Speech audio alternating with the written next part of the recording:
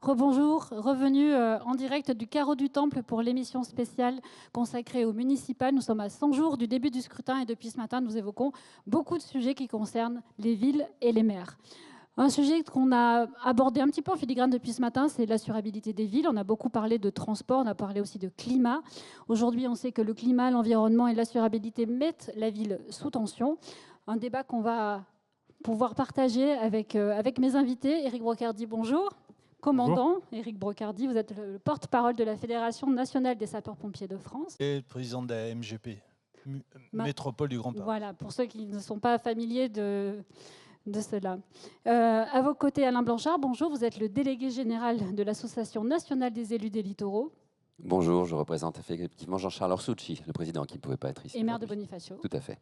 À vos côtés, Alix Romagnac, bonjour, vous êtes le président de Prédict Service. Oui, bonjour, merci pour l'invitation. Avec plaisir. Et à mes côtés, j'ai le plaisir d'avoir Pierre-André de Chalandard. Vous êtes le président d'honneur de Saint-Gobain, une entreprise que vous avez dirigée pendant très longtemps. Et vous êtes le président aujourd'hui de l'Institut de l'entreprise. Tout à fait, bonjour à tous.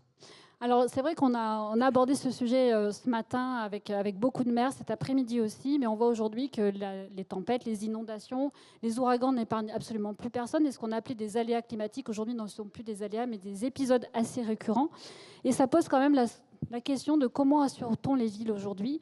Deux chiffres pour vous replacer le débat, peut-être. 12 900 communes qui comptent l'Hexagone, 5 100 sont exposées au risque climatique et à la fragilité budgétaire.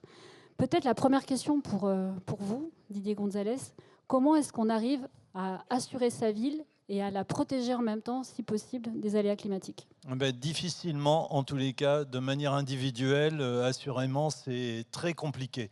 C'est la raison pour laquelle il faut tout de suite passer à la marche au-dessus, c'est-à-dire jouer avec les intercommunalités, essayer de jouer collectif, parce que face aux risques climatiques, aux inondations, là en l'occurrence, puisque moi j'ai une commune qui est particulièrement exposée au risque d'inondation, puisque je me trouve dans la région parisienne avec la Seine qui a tendance à déborder maintenant depuis 2016, 2018, et on nous promet encore des événements climatiques importants. Il faut absolument arriver à rayonner suffisamment pour trouver des solutions qui nous empêchent de subir, parce qu'en définitive, nous ne pouvons que subir.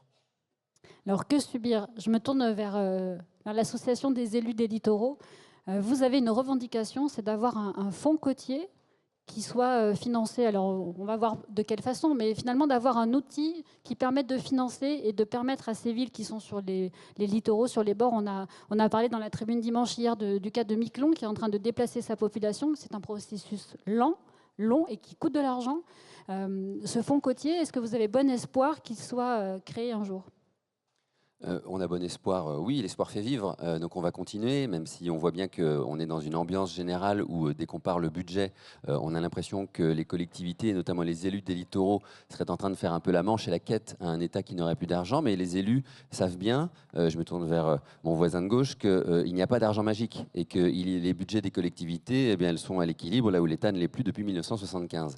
Et donc les propositions de financement qui sont sur la table, sur ce fonds, ce sont des propositions de financement de taxes nouvelles ou complémentaires qui correspondent aussi à des faits littoraux, on en parlera peut-être plus dans le détail, mais qui ne sont pas des choses qui vont grever ou qui vont augmenter la dette de l'État aujourd'hui. Juste, je reviens sur le risque que couvrirait, ou en tout cas auquel permettrait de faire face ce fonds. C'est un fonds qui aurait notamment pour objectif d'accompagner les collectivités littorales qui sont soumises aux effets du changement climatique et notamment au recul du trait de côte.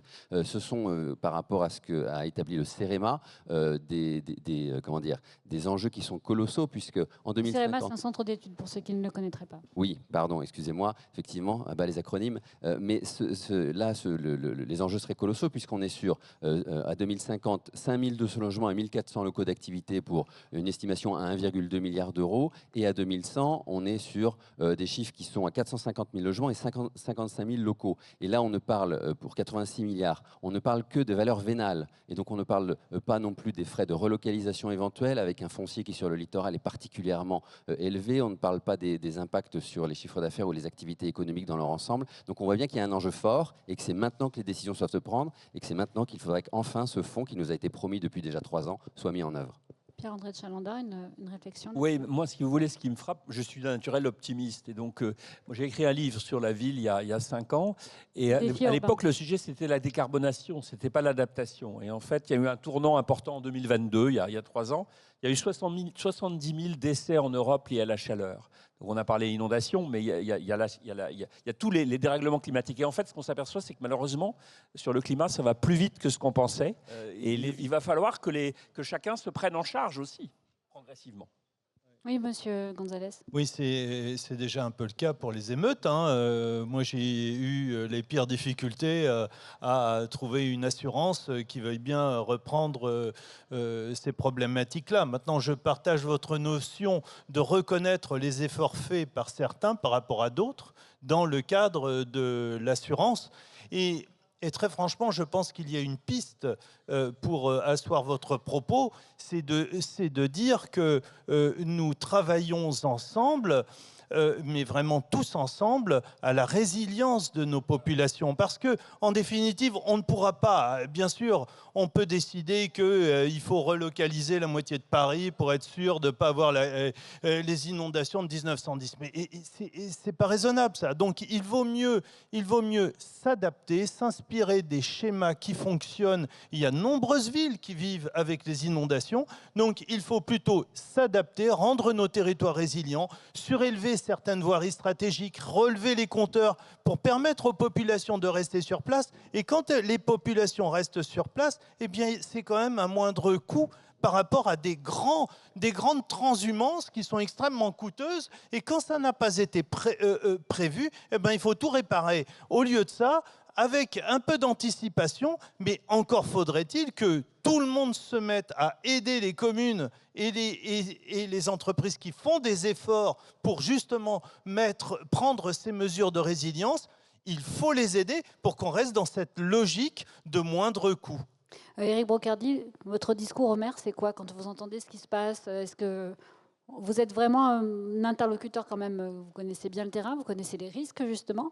Est-ce que les maires vous consultent suffisamment quand ils doivent prendre des décisions d'aménagement? Les maires nous consultent régulièrement. C'est vrai qu'on a une histoire liée justement aux mairies et aux communes qui est très fort au niveau des sapeurs-pompiers, même si la loi de 96 de départementalisation a voué, on va dire, au département le financement des services départementaux d'incendie et de secours. Mais néanmoins, on sait que ce lien avec les maires est extrêmement fort et important. Et on sait que lorsque le maire a besoin de quelqu'un, il se retourne vers les sapeurs-pompiers dans ce genre de situation. Et il sait où trouver effectivement la force et la ressource. Néanmoins, aujourd'hui, le sujet de la prévention, comme ça a été évoqué, va être le facteur déterminant. Et lorsqu'on essaie de mener des actions sur le terrain très concrètes, au travers des écoles, au travers des mairies, en essayant d'engager petit à petit des travails de fourmi pour former les gens, ne serait-ce qu'aux gestes qui sauvent, mais surtout au comportement qui protège, ça permet d'éviter des risques et de mettre des sapeurs-pompiers aussi en difficulté et en danger, parce qu'on sait aujourd'hui que malheureusement, le dérèglement climatique tue, mais tue surtout aussi des sapeurs-pompiers aujourd'hui. Donc on est sur un sujet d'aménagement des territoires avec eux, on est sur un sujet aujourd'hui de conseil, parce que nous n'avons pas de pouvoir de décision dans ce domaine-là, mais nous essayons aussi d'orienter et de sacraliser au travers des retours d'expérience le sujet de ce que l'on a vécu, par exemple, dans le cadre de la tempête Alex. Les sujets, effectivement, de ce qu'on a vécu, notamment dans les inondations du Var, notamment de l'Artuby dans les années 2000, sur le sujet de la résilience économique, où il y a effectivement tous ces bassins économiques où lesquels les sapeurs-pompiers sont venus jouer un rôle très important dans des missions d'appui de sécurité civile, où on a su redonner un ordre de fonctionnement parce que nous étions sortis du tunnel et que nous arrivions avec un œuf et un regard différent, mais qui a pu apporter à un moment donné cette notion de résilience dont vous parlez tant, c'est-à-dire de remettre à niveau un fonctionnement, pour ainsi dire, presque normal, pour redonner du courage et de la volonté, ce qui est le plus important dans ce genre de situation. Mais c'est vrai que lorsqu'on regarde aujourd'hui les images désastreuses qu'apportent les inondations dans le Pas-de-Calais, lorsqu'on vit à un moment donné des situations comme les feux de forêt, lorsqu'on l'a vu au Pen Mirabeau par exemple, on se pose plein de questions. L'inquiétude, lorsqu'elle va être ôtée, va aussi enlever des questionnements et de remise en question de l'efficacité des secours. Et c'est parce qu'on aura préparé les populations par rapport à ça, sur notre manière à pouvoir intervenir correctement et qu'il n'y ait plus de questions qui se posent entre le confinement ou hors confinement. Or, aujourd'hui, la règle a été inversée. On se demande quand est-ce qu'on doit confiner ou pas. Est-ce que au niveau des feux de forêt, on doit rester chez soi ou pas? La question se pose tout le temps dans les médias parce que les gens se posent la question. Et aujourd'hui, lorsqu'on est quand même en 2025 à l'aube de 2026, se poser encore des questions comme celle-ci montre encore une fois notre défaillance en termes de formation. Et malheureusement, pensons encore à ce qui s'est passé en Meurthe-et-Moselle, malheureusement, et j'ai une pensée pour les familles des victimes et pour le courage des sapeurs-pompiers pour avoir vécu ce drame. Aujourd'hui, la question des détecteurs de fumée, aujourd'hui, elle se pose encore, mais malgré que ça soit obligatoire, ce n'est pas pour autant contrôlé. Et comme ce n'est pas obligatoire et que ce n'est pas contrôlé, on ne les met pas. Et pour autant, ce sont ces petits moyens-là qui, au quotidien, vont faire qu'à un moment donné, la société, quoi qu'il arrive, va pouvoir mieux résister à des risques particuliers, en l'occurrence les inondations, les feux de forêt. Merci, messieurs. Le temps nous est compté. Merci, Éric Brocardi, d'être venu avec nous, porte-parole de la Fédération nationale des sapeurs-pompiers. Merci, Pierre-André de Chalandard, président de l'Institut de l'entreprise. Alix Romagnac, président de Prédicte Service. Monsieur le délégué général de l'ANEL, Alain Blanchard. Et merci, Didier Gonzalez, le maire de Villeneuve-le-Roi. Merci à vous.